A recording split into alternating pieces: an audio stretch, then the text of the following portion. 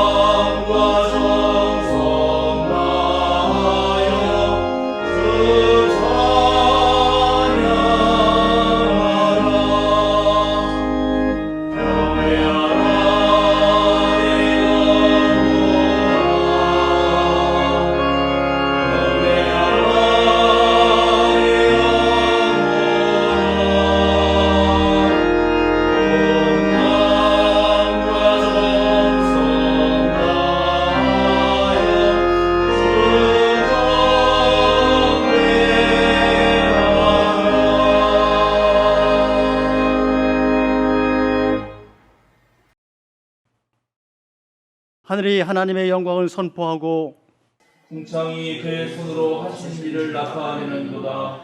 날은 날에게 말하고 밤은 밤에게 지식을 전하니 언어도 없고 말씀도 없으며 들리는 소리도 없으나 그의 소리가 온 땅에 통하고 그의 말씀이 세상 끝까지 이르더라.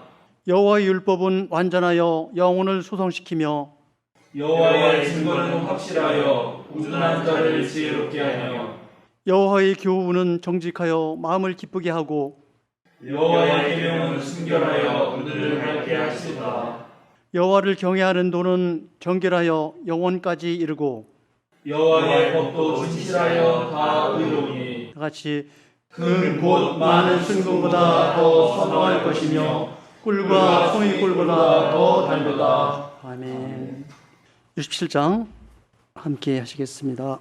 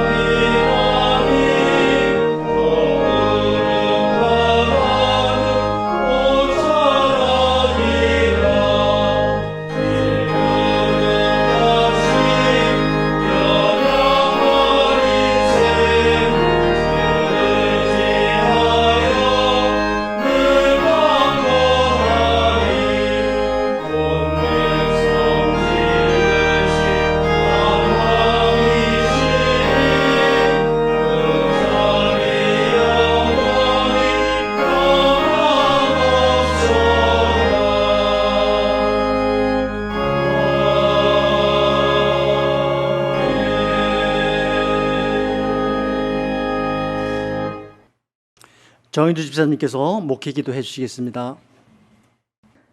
이 세상을 주관하시는 하나님, 창조절 셋째 주일 예배 드릴 수 있게 하심을 감사드립니다. 주님이 만드시고 허락하신 이 모든 세상을 생명들과 평화롭게 공존하기를 기원합니다. 정부의 사회적 거리두기 시책에 협조해 비대면 예배를 드리지만 주님을 사모하고 주님 뜻에 따르려는 마음은 모두가 하나라고 믿습니다. 예상하지 못했던 전염병으로 사회 모든 부문이 위축됐지만 우리 교회 한문덕 목사님이 주도하는 온라인 예배, 성서교육, 수요 사경회 등이 주님 말씀에 귀 기울여 들으려는 사람들 사이에 퍼지고 퍼져 커다란 선순환을 일으키는 미랄이 되게 하소서. 주님의 뜻과는 반대로 일부 교회가 환란을 틈타 시기와 질시를 증폭시키고 사회를 혼란에 빠뜨리는 데 앞장서고 있습니다. 하루빨리 잘못된 길을 벗어나 진정으로 주님이 원하시는 길로 돌아오게 하소서. 주님, 우리 생명사랑교회가 새로운 처소를 준비하고 있습니다.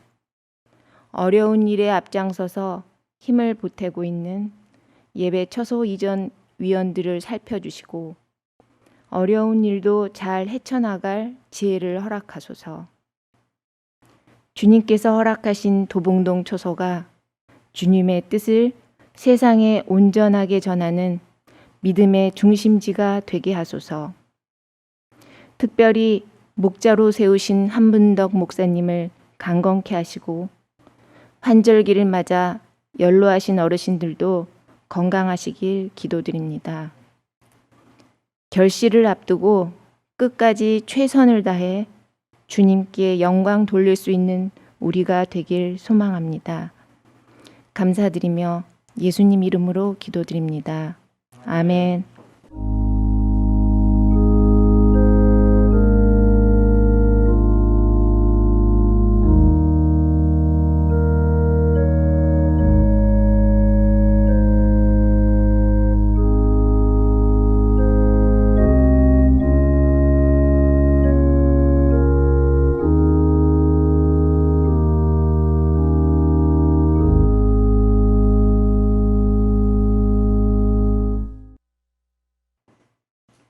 오늘 우리에게 주시는 성경 말씀은 신명기 30장 11절에서 20절 말씀과 시편 74편 18절에서 23절, 누가복음서 5장 27절에서 32절 말씀입니다.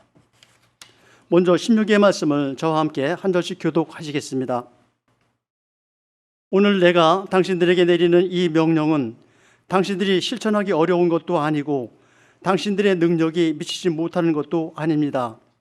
이 명령은 하늘 위에 있는 것이 아니므로 당신들을 누가 하늘에 올라가서 그 명령을 받아다가 우리가 그것을 듣고 지키도록 말하여 주랴 할 것도 아닙니다. 또한 이 명령은 바다 건너에 있는 것도 아니니 누가 바다를 건너가서 명령을 받아다가 우리가 그것을 듣고 지키도록 말하여 주랴 할 것도 아닙니다.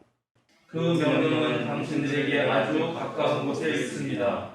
당신들의 입에 있고 당신들의 마음에 있으니 당신들이 그것을 실천할 수 있습니다.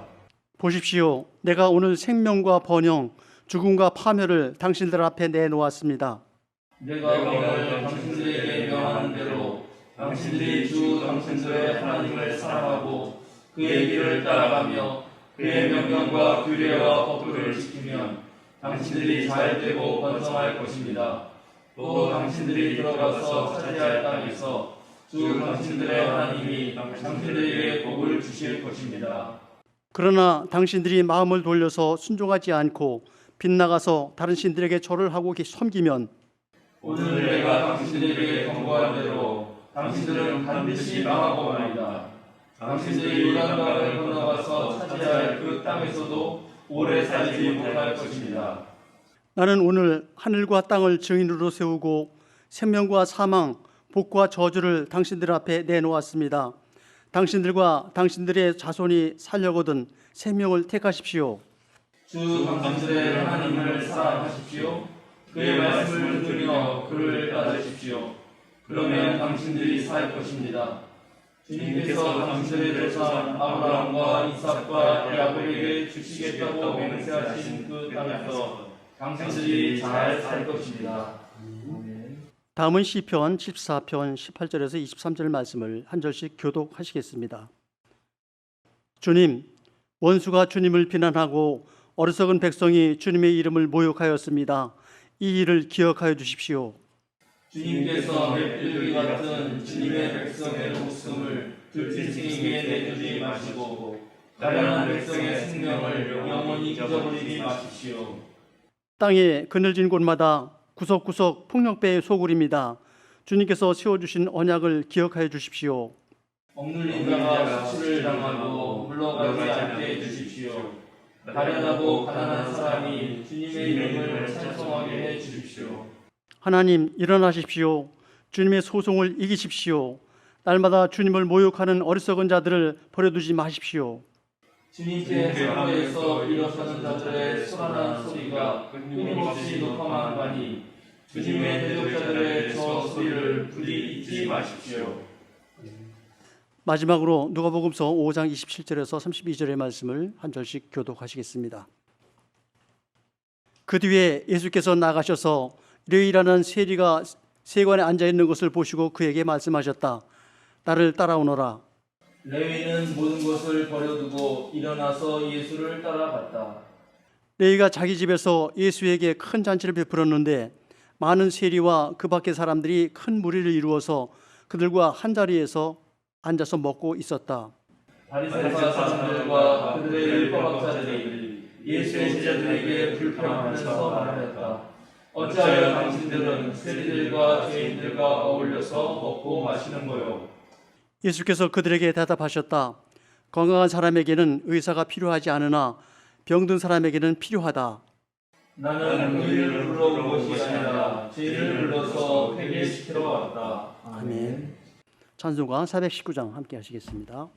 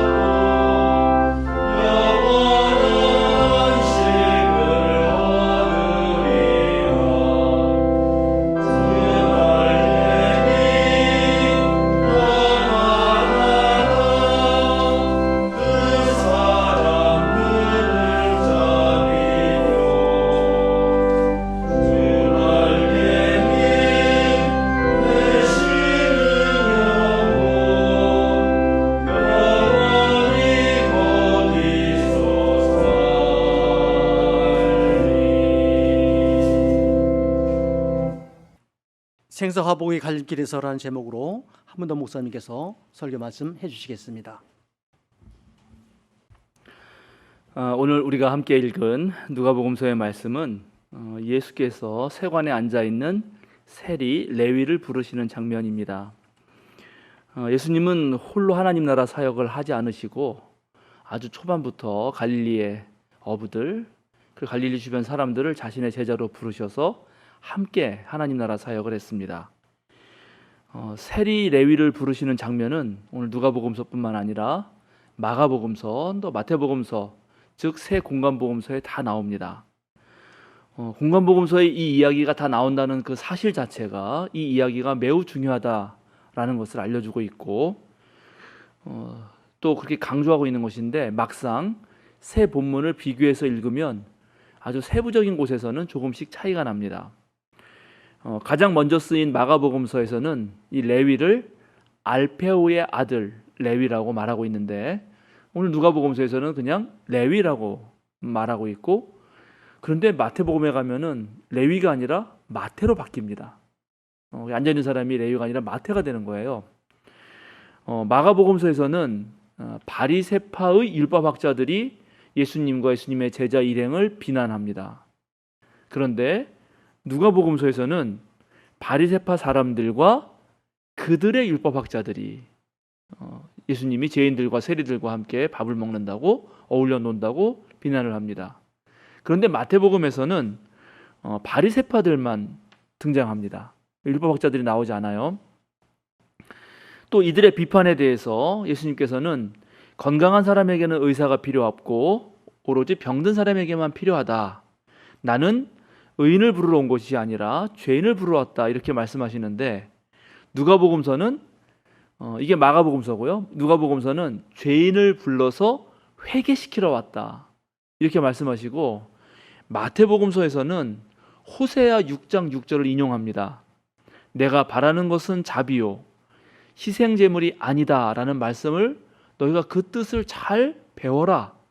그렇게 하는 말씀을 덧붙여 놓습니다. 그러니까 이렇게 서로 다른 부분들에게서 복음서에 각각 복음서의 신학적인 특징이 드러나는데요.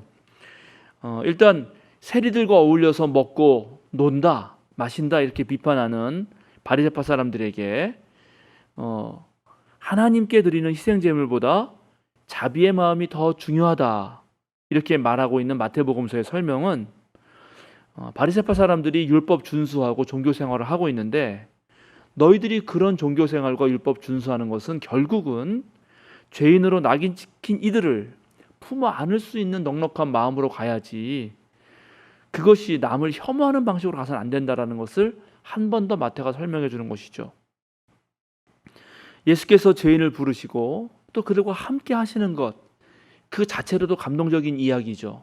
그 마가복음서가 지향하는 것입니다. 그런데 누가복음서는 거기서 한 단계 더 나아가서 죄인들과 함께하는 것뿐만 아니라 그 죄인들이 이제 회개해서 완전 새 사람이 되는 것이 중요하다라고 말하고 싶어 하는 것입니다. 그런데 사실 오늘 제가 이 세 본문을 통해서 더 주목해 보고 싶은 것은 오늘 우리가 얘기하는 이 말씀의 등장인물 중 주인공인 레위입니다. 레위.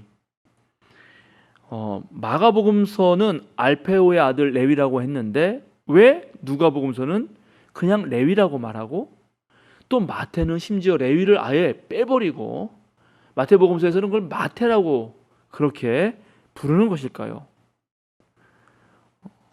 여러분 레위라는 이름을 들을 때 여러분 머릿속에서 무엇이 퍼뜩 떠오르지 않습니까? 성경을 많이 읽으신 분들은 자연스럽게 레위라고 하는 사람의 얘기를 들을 때 야곱의 12아들 12지파 중에 레위 지파가 떠오르게 됩니다.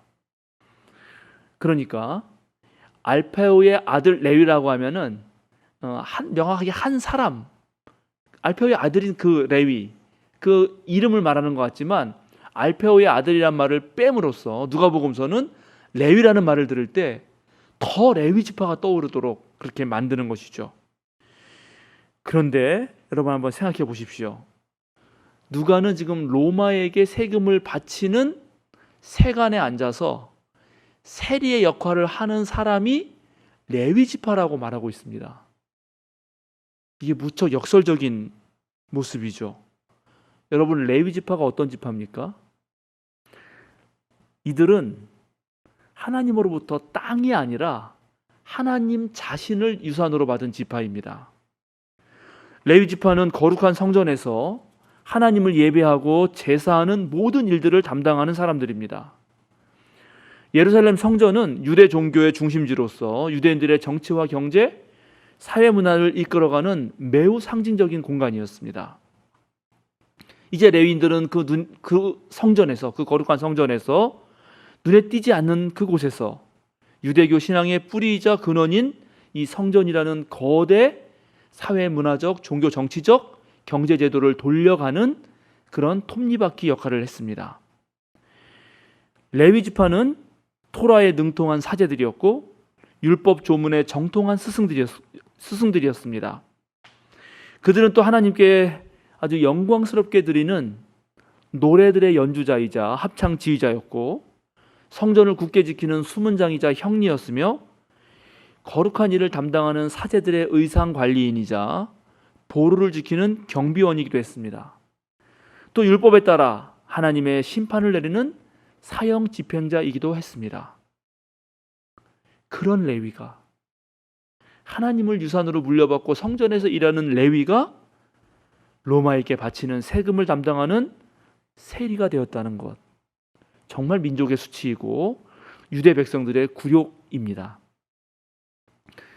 물론 전 근대적인 사고이긴 하겠지만은 만약에 예를 들어서 조선 왕조를 이끌어간 그 왕가의 후손이 일본 제국주의의 주구가 되어가지고 백성들의 돈을 갈취해서 일본에게 바치고 있다면 그때 뜻있는 유림들과 선비들과 백성들이 과연 그 조선 왕조의 왕가의 후손 그 사람을 어떻게 볼까요?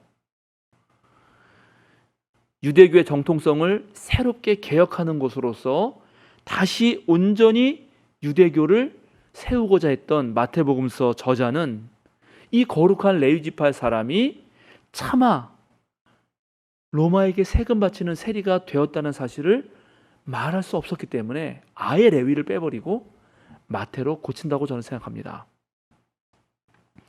오늘 누가복음서는 이제 예수님을 따라간 레위가 자기 집에서 예수님 일행에게 큰 잔치를 베풀고 또 그 주변 사람들을 다 불러다가 함께 먹고 마셨다고 말하고 있습니다. 우리는 그런 장면들을 아주 짧게 읽었지만 상상력을 발휘해서 그 레위의 마음을 여러분 생각해 보아야 합니다. 주님의 거룩한 일을 하던 레위가 어쩌다가 민족의 고열을 짜서 로마에게 바치는 세리가 되었을까? 이 사람의 인생에는 어떠한 우여곡절이 있었을까? 그동안 이 사람은 얼마나 많은 사람들에게 손가락질과 비난을 당했을까? 우리는 누가복음에 같이 실려있는 삭개오 이야기를 통해서도 이 사람의 마음을 유추할 수 있습니다. 삭개오 또한 세리였고 심지어 삭개오는 세관장이었습니다. 그가 예수님을 만나고 나서 내 자신의 모든 소유의 절반을 가난한 사람들에게 나눠주겠다. 그리고 내가 정말 억지로 누구에게서 강제로 뺏은 것이 있다면 내가 4배로 갚아주겠다. 그렇게 말을 하는데 바로 그 말은 나는 절대로 강제로 뺏은 적이 없다 하는 말입니다. 그런 항변입니다. 강력한 항변입니다. 그럼에도 이 사람이 부자였기 때문에 내가 예수님 만난 이 기쁨을 함께 나누고 싶어서 가난한 사람들에게 나눠주겠다 하는 것이죠. 삭개오가 이렇게 했던 것은 저놈 저 세리놈 저 세관장놈 저거 남의 거 뺏어서 분명히 자기의 이득을 취했을 거라고 엄청난 손가락질을 받았기 때문에 했던 말입니다. 이 이야기를 통해서 레위 또한 얼마나 힘들었을까를 우리는 상상해 볼 수 있습니다. 그래서 자신을 찾아와 주시고 제자로 삼아 주신 것에 감동해서 정말 큰 잔치를 베풀었던 것이고 이제 같은 세리들을 불러 모았고 또 많은 무리들을 초청하였던 것입니다. 예수께서 비판자들에게 의사는 건강한 사람에게 필요한 것이 아니라 병든 사람에게 필요하다라는 말을 했습니다. 예수님이 그 많은 말 중에 왜 그 말 하셨을까요? 아마 그것은 이 세리가 마음속으로 깊은 병이 들었기 때문 아닐까? 저는 그렇게 생각해 봅니다. 정말 세리 가운데 몇몇은 실제로 로마 편이 되어서 세리가 된 것을 기회 삼아서 훨씬 더 많은 돈을 끌어왔고 그 돈으로 부를 축적했습니다. 로마는 얼마를 바쳐라 이렇게 말하지 않았거든요. 그냥 세금을 걷는 권한을 주는 것이고 나중에 돼서야 이만큼을 걷어갔습니다. 그러니까 사람들은 얼마를 바쳐야 되는지를 모르는 상황에서 세리가 그저 내려는 대로 내야 했고 그런 기회를 타가지고 사실은 세리의 일부가 백성들의 돈을 갈취하기도 한 것이죠. 그런데 만약에 그렇지 않은 세리가 있다고 생각해 봅시다. 같은 동족으로서 동족을 배신할 수밖에 없음을 알면서도 그러나 어쩔 수 없이 이 세리라도 해야 먹고 살아야 할 수밖에 없었던 사람들. 그런 사람들은 마음 한구석에 계속 엄청난 죄책감이 쌓여가는 것입니다. 그리고 그것이 바로 그들을 병들게 합니다. 예수님을 보기 위해서 나무를 올랐던 삭개오. 왜 나무를 올라야 했죠? 사람들 곁에 갈 수가 없었기 때문입니다. 물론 성경은 삭개오가 키가 작았기 때문이다 이렇게 표현하고 있지만 저는 아마 그 사람의 마음의 키가 작았을 것이라고 생각합니다. 모든 사람이 손가락질하는데 예수님 곁에 어떻게 갑니까? 자칫했다가는 몰매 맞아 죽을지도 모르는데요. 그러니까 몰래 뒤에 있다가 예수님 보고 싶으니까 나무 위로 올라갔던 것입니다.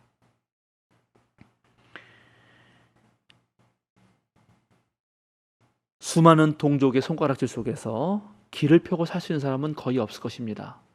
평범한 유대인들도 그런데 이제 레위 지파의 후손이 세리가 되었다면 그가 겪어야 할 그 심리적 괴로움은 아마 이루 말할 수 없었을 것입니다. 그는 이런 삶을 살고 있으니 살았으나 죽었고 생기가 없었고 마지못해 그저 목숨 부지하며 살아가는 삶이 됩니다. 일은 하지만 언제든지 이놈의 세리를 때리쳐야지 이렇게 생각을 하면서도 또 그렇게 생각하는 순간 살 길이 막막하고 가족들이 떠오르고 그러니까 또 그 일을 해야 되고 뭐 이러지도 저러지도 못하는 상황들이 아마 계속되었을 것입니다. 이렇게 깊이 속병이 들어가는 레위를 오늘 예수님께서 새로운 하나님 나라의 제자로 부르셨던 것이고 레위는 이제 과감한 결단을 내리고 그동안 주저하는 것을 다 뿌리치고 이제 거룩한 하나님의 백성 원래의 자리로 되돌아갔던 것입니다. 그래서 예수님에게 큰 잔치를 베풀어 주었던 것이죠. 오늘 레위는 예수님의 부르심에 응답해서 이제 진정한 의미에서의 삶을 되찾습니다. 생사화복의 갈림길에 서서 진정한 복을 누리게 된 것이고 생명을 택하게 된 것입니다. 오늘 우리가 함께 읽은 구약성서의 말씀에서는 모세가 이스라엘 백성을 이제 모압 땅에 다 불러놓고 이제 곧 저 약속의 땅으로 갈 텐데 그 땅에 갈 때 생명을 택하라고 그렇게 긴 설교를 합니다. 모세는 야훼 하나님께서 이 이스라엘 백성들을 애굽에서 어떻게 구원하셨는지 그 백성들을 이끌고 나오는 모든 과정에서 어떤 표징을 보여주었는지 어떤 기적을 보여주었는지 또 그 험한 광야 생활에서 하나님이 어떻게 먹이셨는지를 차분히 얘기를 합니다. 그리고 이제 약속의 땅에 들어가면 너희가 하나님의 규례와 명령을 잘 지켜서 생명과 복을 얻으라고 말하고 있습니다. 그러면서 하는 말 중에 하나가 바로 이것입니다. 오늘 내가 당신들에게 내리는 이 명령은 당신들이 실천하기 어려운 것도 아니고 당신들의 능력이 미치지 못하는 것도 아닙니다. 이 명령은 하늘 위에 있는 것이 아니므로 당신들은 누가 하늘에 올라가서 이 명령을 받아다가 우리가 그것을 듣고 지키도록 말하여 주랴 할 것도 아닙니다. 또한 이 명령은 바다 건너에 있는 것도 아니니 누가 바다를 건너가서 명령을 받아다가 우리가 그것을 듣고 지키도록 말하여 주랴 할 것도 아닙니다. 그 명령은 당신들에게서 아주 가까운 곳에 있습니다. 바로 당신들의 입에 있고 당신들의 마음에 있으니 당신들이 그것을 실천할 수 있을 것입니다. 모세는 하나님의 백성으로 산다는 것이 결코 어려운 일은 아니라고 말합니다. 우리 자신들의 마음에 하나님의 모든 규례가 이미 있으니까 그것을 그냥 실천하기만 하면 된다고 말하고 있습니다. 저는 오늘 이 말씀을 읽으면서 맹자의 한 구절이 떠올랐습니다. 맹자가 당시 가장 강력한 강대국이었던 제나라의 선왕을 찾아가 설득하는 장면입니다. 제나라의 선왕이 어느 날 문득 이렇게 왕위에 앉아 있는데 그때 마침 종을 만들고 그 종에 바르는 피를 바르는데 소의 피를 발라서 종을 딱딱하게 이제 소리가 잘 나도록 하는 게 있는데 흔종이라고 합니다. 그 흔종에 받쳐지기 위해서 사람이 소 한 마리를 끌고 가는 것을 제선왕이 보게 됩니다. 그런데 그때 이 소가 벌벌 떨면서 자기의 죽음을 예측하고 그냥 안 끌려가려고 애를 쓰고 있고 그리고 소의 그 왕방울만한 눈에 막 눈물이 이 어린 것을 보게 됩니다. 강대국의 가장 강력한 통치자였던 제선왕도 그 모습을 보더니 그리고 그 사람을 불러서 야, 저 동물 대신 좀 다른 걸로 하면 안 되겠냐 그런 말을 하는 장면이 나옵니다. 맹자가 이 말을 듣고 이제 제선왕을 설득하는 것입니다. 임금님께서 옛날에 그런 사건이 있었다고 하는데 당신 마음에 이 공감의 능력, 참된 인간성의 씨앗이 있습니다.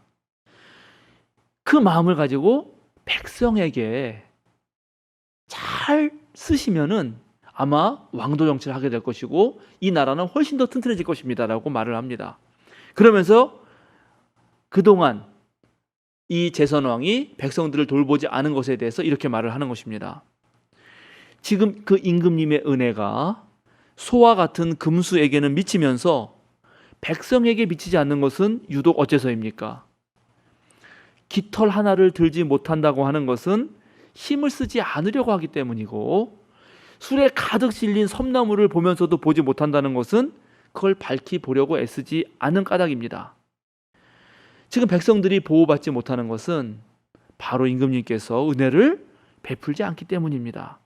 그러므로 지금 임금님이 왕도를 시행하지 않는 것은 하지 않는 것이지 할 수 없는 것은 아닙니다. 이게 그 유명한 한자로 불이야 비불능냐 이렇게 하는 말인데, 그럼 이 말을 딱 들었으면 제선왕이 알아듣고 그래 내가 한번 해보면 해야 되는데 실천할 생각은 안 하고 하지 못한다는 것과, 그러니까 할 수 없는 것과 하지 않는다는 것은 무슨 차이가 있느냐라고 되묻습니다. 그러니까 맹자가 이렇게 대답합니다. 태산을 옆에 끼고, 태산이 중국의 명산이죠. 엄청난 큰 산인데 그 태산을 옆에 끼고 북쪽 바다, 북해를 건너보아라. 그렇게 할 때 그것은 못하겠소라고 말하면 그것은 정말 할 수 없는 일입니다. 그런데 어르신을 위하여 나뭇가지 하나를 꺾어드려라. 근데 이 나뭇가지 하나를 꺾는다는 것이 그 맹자가 살던 동네의 속담이라는데, 나뭇가지를 꺾듯이 이렇게 손으로 꺾듯이 안마를 이렇게 해드린다. 그런 뜻이라요. 근데 어른들을 위해서 안마를 해라 그랬는데 나는 그거 못하겠어 하면 그거는 하지 않는 것이지 할 수 없는 것은 아닙니다. 근데 지금 임금님이 백성들을 다스리지 않는 것은 후자이지 전자가 아닙니다. 그렇게 얘기를 합니다. 지금 우리는 코로나19 상황을 맞이해서 우리 삶에 몇 가지 제한들을 받고 있습니다. 코로나19를 극복하기 위해서는 과학 지식의 축적과 올바른 행정력이 필요합니다. 지난 8개월의 시간을 통해서 우리는 마스크가 얼마나 유용한 것인지, 그리고 사회적 거리두기의 유용성이 증명되었습니다.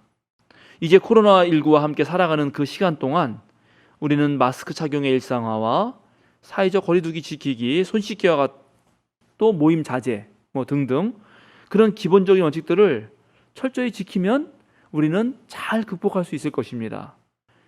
이것을 못하겠다 하는 것은 하지 않는 것이지 할 수 없는 것은 아닙니다. 그런데 오늘날 어떤 사람들은 이것조차 할 수 없다면서 아주 목리를 부리고 있습니다. 지금 코로나19는 우리들에게 다시 한번 공존의 감각과 도덕성을 가지라고 체근합니다. 우리가 유치원에서 배웠던 것들, 그것들을 제대로 적용해 보라고 하는 것입니다. 유치원 애들은 정말 얼마나 착한지 벗으면 안 돼요 하면 애들이 탁 안 벗고 있잖아요. 그래서 유치원에서 한번 왜 확진자가 나왔었죠. 근데 거기서 한 명도 안 나왔습니다. 그 아이 말고는. 왜냐하면 유치원 아이들이 너무나 정직하게 잘 지키니까.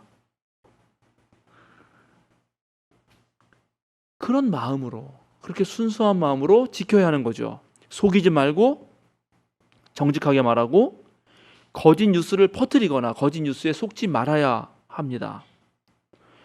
지금 작은 거짓말이 많은 사람의 생사화복을 좌우하고 있기 때문에 그렇습니다.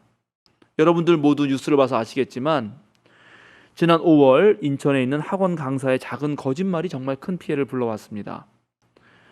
A씨라고 하죠. A씨는 지난 5월 2일과 3일에 서울 이태원과 술집 등을 방문했다가 같은 달 9일에 코로나19 확진 판정을 받습니다. 그런데 이후에 방역당국의 역학조사 과정에서 학원 강사인 그 신분을 숨기고 무직이라고 거짓말을 합니다. 그리고 확정 판정을 받기 전 인천시 미추홀구의 한 보습학원에서 강의도 하는데 그 강의한 사실도 숨겼습니다. 이제 이 사람으로부터 지역 내 N차 감염이 시작되는데 그의 강의를 들은 학생이 방문한 노래방, PC방을 통해서 이제 사진 기사 겸 택시 운전사 B씨가 감염되고 또 이 B씨가 일한 부천의 웨딩 업체에서 확진자가 이어집니다. 이 한 사람의 거짓말로 인해서 인천에서만 초중고고생들 한 40명이 감염됐고, 그리고 전국적으로는 80명 넘게 됐습니다. 이 A씨 한 명이 거짓말한 것 때문에 7차 감염까지 이어졌습니다. 지난주 15일, 9월 15일이죠. 그때 A씨에 대한 공판이 있었습니다. 검찰은 A씨에게 징역 2년을 구형했습니다. 그런데 재판을 받는 A씨의 몸에는 여러 군데 자해를 한 흔적이 있었습니다. 재판 내내 불안한 모습을 보였고, 그리고 평소에 공황장애와 우울증도 조금 앓았다고 그렇게 언론이 말하고 있습니다. 이분은 25살인데 학비와 거주비를 벌기 위해서 서울에 올라와서 지방에서 이제 학원 강사를 시작했던 것이고, 그때는 자신의 신분이 노출될까 봐 그게 무섭고 또 약간 당황해가지고 허위 진술을 한 건데, 그게 이렇게까지 큰일이 될 줄은 몰랐던 것이고, 그 자책감으로 인해서 지금 계속 힘든 시간을 보내면서 자해됐던 것입니다. 제가 그냥 하나의 사례를 말씀드렸지만, 지금 전 세계를 혼돈으로 몰고 있는 이 코로나19 상황은 매우 다양한 측면에서 우리의 모든 삶을 되돌아보도록 하고 있는 것입니다. 나 하나쯤 괜찮겠지? 이런 게 지금 잘 안 통하는 것입니다. 코로나19는 우리가 만든 사회의 온갖 부정적인 모습들을 적나라하게 드러내는 한편, 또 이 세계적인 가치 사슬들이 흔들리면서 동시에 우리나라의 무한한 가능성도 역으로 보여주고 있습니다. 지금 외국에서는 한국의 K-방역이 성공할 수 있었던 요인으로 4가지 T를 말하는데요. 그것은 진단, 테스트, 그 다음에 추적, 트레이스, 그다음에 치료, 트릿, 그리고 투명성, 트랜스페런시, 이 4가지를 말합니다. 그런데 철학자 김재인 씨는 여기에 한 가지 T를 더 붙여야 한다고 말을 합니다. 그것은 신뢰, 트러스트라는 것입니다. 우리나라 국민이 현 정부를 잘 믿었고, 또 각 개별 사람들, 개 국민들이 서로가 서로를 믿어주면서 방역에 철저했기 때문에, 그래서 지금 K-방역이 성공적이었다는 것입니다. 저는 김재인 씨의 분석이 매우 중요하다고 생각합니다. 앞으로 각종 전염병의 이 세계적 대유행이라고 하는 것은 주기적으로 발생할 확률이 높습니다. 그래서 이제 인류는 바이러스와 함께 살아가는 법을 배워야 되는데, 이것은 홀로 풀 수 있는 문제가 아닙니다. 우리 모두 연결되어 있기 때문에 그렇습니다. 그러니까 우리 모두가 함께 나서서 어떻게 함께 살아가는 안전한 공간을 만들 것이냐 하는 것이 무척 중요한데, 이것은 서로에 대한 신뢰가 있을 때만 가능합니다. 지금 대면 예배를 고집하는 교회들이 비난의 온상이 된 이유는 전 시민이 함께 만든 안전한 공간을 파괴하고 있기 때문에 그렇습니다. 오늘 시편의 저자는 구석구석 폭력배의 소굴이고, 저 어리석은 백성들이 주님의 이름을 모욕하면서 주님께 한거에서 일어나는 저 사람들, 저 소란한 소리가 끊임없이 높아간다고 탄식합니다. 억눌린 자가 수치를 당해서 물러나는 일이 없도록, 가련하고 가난한 사람들이 오히려 주님의 이름을 찬송할 수 있도록 이 세상을 바꿔달라고 탄원합니다. 즉, 주님께 예배하고 찬양한다는 것, 그것은 모두가 서로를 신뢰하는 사회, 정말 정의가 넘치고 안전하게 저마다의 행복을 누릴 수 있는 그 사회를 만드는 일과 연결되어 있다고 오늘 시편 저자가 말하고 있는 것입니다. 오늘날 교회가 새롭게 거듭나는 일은 대면 예배를 고수하면서 사회의 위험도를 높이는 것이 아니라, 고통당하는 이들 곁에서 어렵고 힘든 나날들을 보내는 그런 사람들에게 나아가서 그들을 돕고, 또 우리 사회가 훨씬 더 안전하고 좋은 사회가 되도록 나서는 것입니다. 생사화복의 갈림길에서 우리는 생명을 택해야 합니다. 예배가 이웃을 위태롭게 하면 모이지 않는 것이 오히려 신앙이라고 했던 안서교의 고태진 목사님의 말씀을 깊이 경청해야 합니다. 우리는 얼마든지 다른 방식으로 하나님을 예배하며 찬양하며 주님께 영광을 돌릴 수 있습니다. 내가 바라는 것은 자비이지 희생제물이 아니다 라는 호세아 예언자의 말씀을 정말 우리는 청종해야 하는 것입니다. 오늘날 우리 그리스도인들이 정말로 세리가 될 수밖에 없었던 그 레위의 아주 기구한 그 삶 안으로 깊이 들어가서 그를 위로할 수 있을지, 혐오와 배제의 언어가 아니라 이 사회적 소외계층을 품어 안으면서 사랑의 언어와 실천을 가지고 주님의 향기를 퍼뜨릴 수 있을지 우리는 훨씬 더 많이 고민해야 합니다. 예배를 드리겠다고 하는 것보다도 어떻게 실제적으로 이 사회를 안전한 영토로 만들 것인가를 고민해야 한다는 것입니다. 그것은 할 수 없는 일이 아니라 하지 않았기 때문에 해야 되는 일입니다. 주님의 규례와 명령은 이미 우리 마음 안에 있습니다. 우리는 주님을 사랑하며 주님이 만드신 그 길을 그저 잘 따라가면 되는 것입니다. 그런데 그동안 많은 그리스도인들이 하나님께서 나 자신에게만 축복해 주시기를 빌었고 남들이 어떻게 되든지 간에 나 자신만 구원받으면 된다고 생각했습니다. 그러나 코로나19를 통해서 하나님께서는 자연의 모든 피조물과 이웃들이 서로 신뢰하고 보듬어 줄 때만 모두가 함께 구원받을 수 있다고 우리에게 말씀해 주십니다. 제가 예배 마지막에 세상으로 여러분들을 보내는 파송 예전할 때 여러분에게 참 자유인으로 사시라고 말씀드리면서 동시에 세상으로 당당하게 나아가라고 말씀드립니다. 우리는 물론 세상으로 당당하게 나아가야 되고 자유롭게 살아야 됩니다. 그러나 그 자유가 방종이 되지 않으려면 우리는 사랑과 자비의 마음이 있어야 합니다. 제가 파송사를 하고 나서 양손을 이렇게 쭉 펴고 축도를 합니다. 많은 목사님들은 이렇게 축도하지 않죠. 많은 목사님들은 이렇게 합니다. 이게 이제 종교적으로 45도 각도를 하라고 하는 건데, 그러면 여기도 45도고 이렇게 했을 때 여기랑도 45도입니다. 이게 종교 심리학적으로 교인들이 자신이 축복을 받기에 가장 좋은 각도라 그래요. 그러니까 원래 축도는 축복 기도고 목회자가 하나님의 축복을 대신해서 내려주는 것이죠.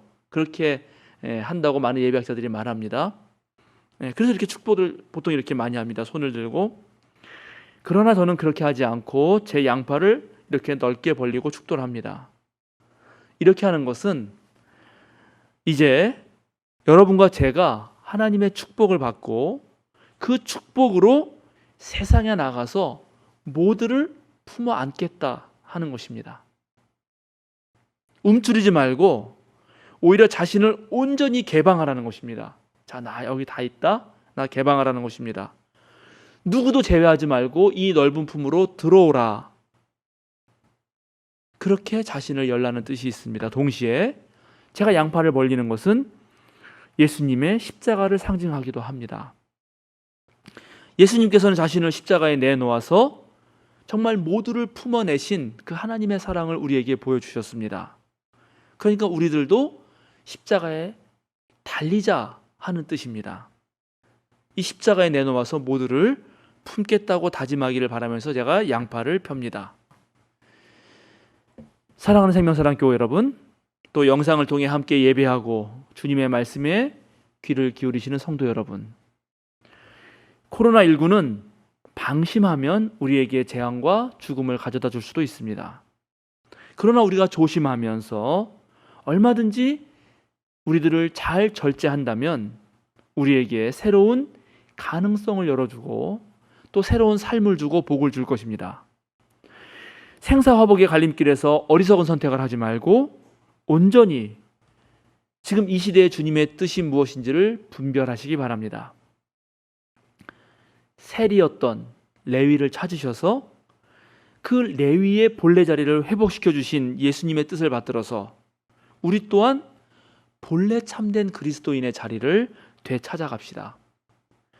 예수께서 죄인을 부르러 오셨다는 이야기는 우리의 실수와 잘못과 무지와 욕망으로 정말 그것 때문에 발생하는 모든 고통에게서 예수님이 우리를 구원해 주시겠다 하는 뜻입니다.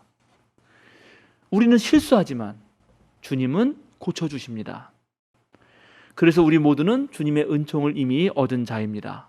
은혜를 받은 자로 우리 또한 코로나19 세상에서 정말 힘들고 외롭고 불안해하는 사람들, 아파하는 이들 곁에 나아가야 할 것입니다.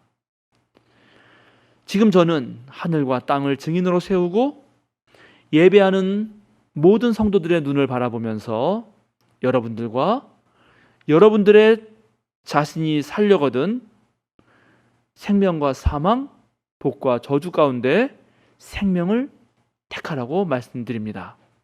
당신들의 하나님을 사랑하십시오. 그의 말씀을 들으며 그를 따르십시오. 그러면 여러분이 살 것입니다. 주님께서 믿음의 선조들에게 약속한 미래의 땅에서 여러분들은 잘 살게 될 것입니다. 함께 기도하겠습니다. 생명의 근원이신 하나님, 오늘날 인류는 생사화복의 갈림길에 서 있습니다. 조금만 방심하면 코로나 바이러스의 감염으로 고생하고 지난날 사람의 욕심으로 발생한 기후재앙으로 인해 온 지구 생명체들이 신음하고 있습니다. 이 모든 사태를 보며 우리들의 삶과 믿음을 되돌아봅니다. 생명과 사망, 저주와 복 사이에서 올바른 선택을 하게 하시고 하나님을 섬기며 사랑하게 하여 주소서. 주님께서 가신 길을 따르게 하시고 주님의 규례와 법도에서 벗어나지 않게 하여 주소서. 레위를 찾아오셔서 참된 삶으로 인도하신 예수님을 따라 수고하고 무거운 짐을 진 이들에게 주님의 복음을 전하고 참된 위로가 되는 우리가 되게 하여 주소서. 예수 그리스도의 이름으로 기도드립니다. 아멘.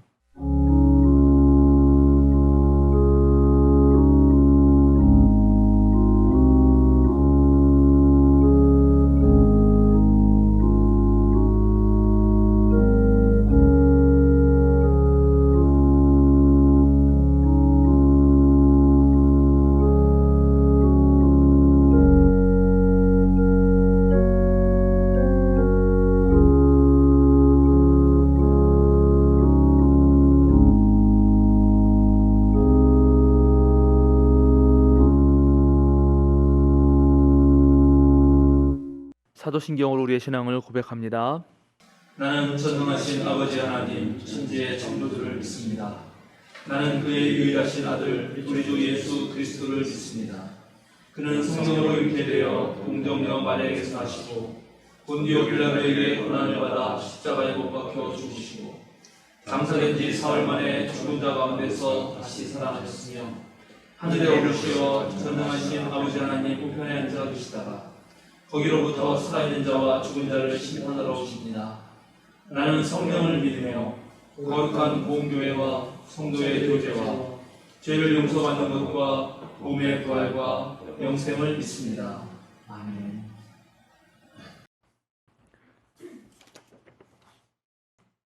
네, 우리 함께 449장 찬송하시겠습니다. 주를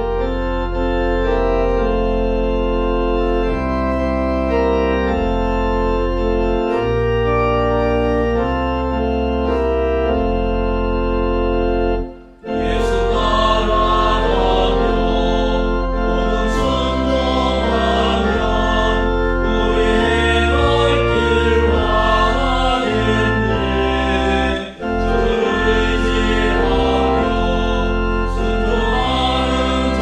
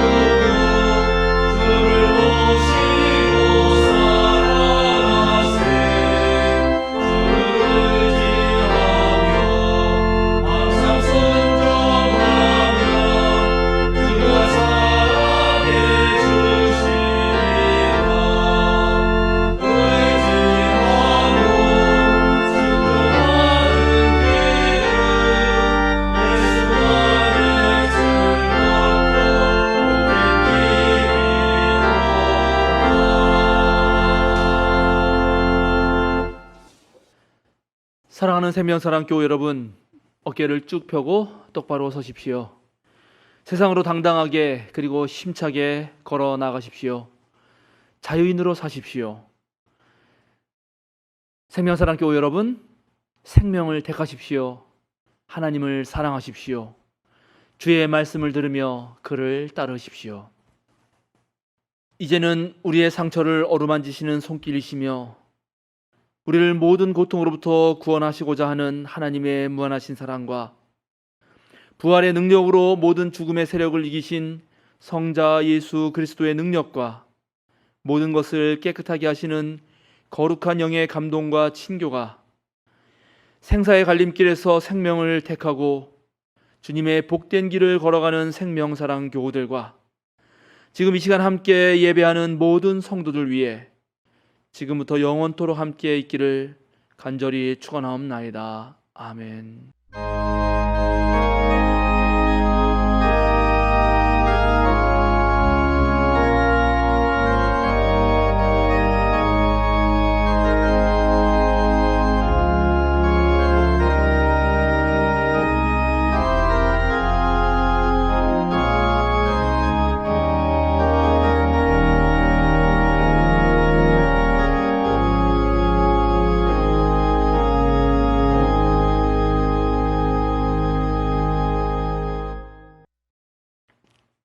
알림과 사김 순서입니다. 오늘은 창조절 셋째 주일입니다. 코로나19 상황이 안정될 때까지 정부 지침에 따라서 온라인 예배로만 드립니다. 수요 기도회도 유튜브 실시간 방송으로 진행합니다. 생명사랑 배움반을 비롯한 모든 소모임은 당분간 휴강합니다. 재개 시점은 추후에 안내하겠습니다. 자기 진로를 찾기 위해 노력하는 고3 학생들을 위해서 기도해 주시기 바랍니다. 수시는 9월 23일부터 시작되고 수능일은 12월 3일입니다. 권수경, 김동섭, 나홍민, 오승혁, 오형석, 우준원, 이동원, 최준호, 홍예빈, 황아람 총 10명입니다. 다음 주일 27일 설교는 육성한 전도사님께서 하십니다. 다음 주일 27일에 장로 선출을 위한 공동회의가 열림교회에서 있습니다. 코로나19 상황이 좋아지지 않을 경우 10월 11일 주일로 연기합니다. 공동회의 후에는 예배처소 이전 위원회 보고가 있습니다. 공동회의 시간은 열림교회와 상의한 후 추후 공지하겠습니다. 생명사랑교회 유튜브 채널과 전교인 카톡방에 공유하는 신앙교육 자료를 잘 활용해 주시기 바랍니다. 월요일에는 월요 묵상, 화요일은 생명사랑 5분 말씀 묵상, 수요일에는 수요사경의 수요기도회, 목요일에는 좋은 영상 자료들, 금요일에는 성서를 보는 눈, 주일에는 예배 영상입니다. 예배에도 적극적으로 공유와 홍보를 해주셔서 온라인 선교에 함께 힘써 주시기를 바랍니다. 3년 성경 통독 과정을 진행 중입니다. 매일 아침 전교인 카톡방에 공유해드리는 말씀을 묵상해 주시고 질문의 답도 찾아보시면서 열심히 참여해 주시기 바랍니다. 이상입니다.